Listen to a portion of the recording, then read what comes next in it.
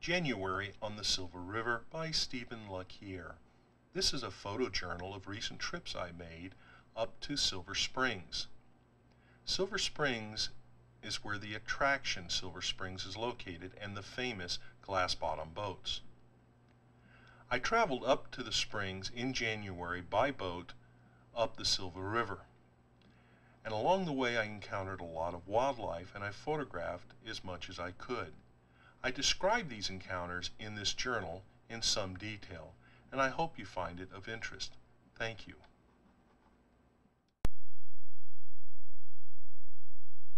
It's best to get an early start when traveling up the Silver River. Early in the morning in January the fog can be thick and the temperatures can be cool, if not darn right cold. But it's well worth the discomfort when you see the sun rise on the Silver River through the fog. The little blue heron. Breeding adult birds have blue-gray plumage except for the head and neck, which are purplish and have a long blue filamentous plume. And here's another little blue heron. Yes, I know it's white. It's a juvenile. Young birds are all white except for dark wingtips and have yellowish-greenish legs. They gradually acquire the blue plumage as they mature. The great blue heron, the largest heron in North America. The Florida red-bellied turtle can be found throughout Florida and southern Georgia. They are noted for sometimes laying their eggs in the nest mounds of alligators. One of the more interesting things that you'll see along the banks of the Silver River is the wild troops of Rhesus monkeys, established back in the 1930s as part of the Jungle Cruise attraction. Colonel Toohey, a concessionaire who operated the Jungle Cruise boat ride, established the first troop of wild Rhesus monkeys in the 1930s on an island in the Silver River.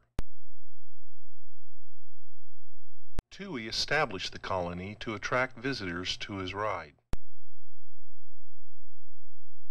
Colonel Toohey did not realize Rhesus monkeys were excellent swimmers, and they quickly escaped, forming wild troops along the river. Even though these animals are not indigenous to Florida, they have thrived and their numbers have increased to over 300. Here we have a tricolor heron, or sometimes called the Louisiana heron. I guess it depends on where you're at. The tricolored heron stalks its prey in shallow or deeper waters, often running as it does so.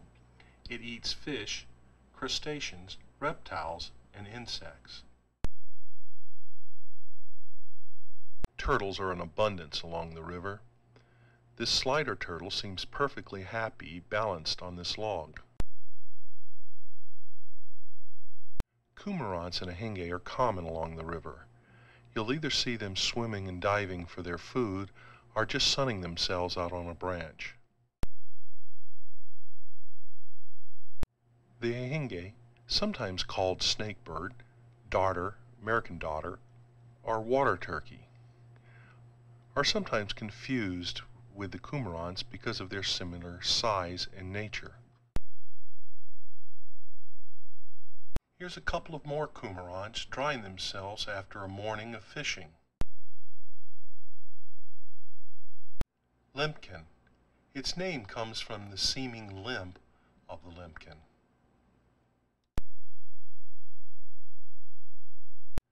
Alligators. They come in all sizes along the Silver River. Some are small, some are medium, and some are very large.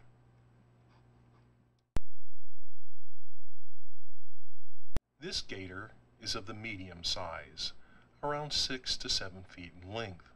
They love sunning themselves on the banks of the river and sometimes on top of logs, anywhere where there's direct sunlight and they can warm themselves.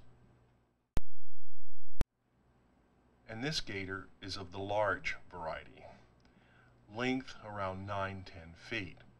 They usually don't bother us humans, but it's still best to give them a wide berth, especially when paddling by in a kayak.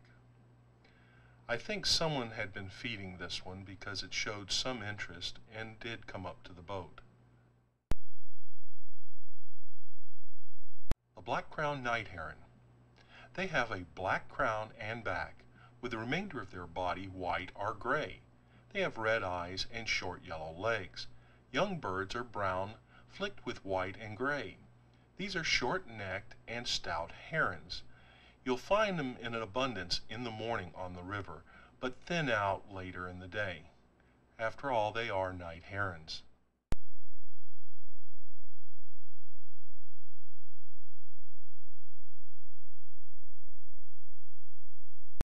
The green heron. Female adults tend to be smaller than the males and have duller and lighter plumage, particularly in the breeding season. To spot these, you have to look very hard. They blend in very easily, and they're not as abundant as some of the other herons.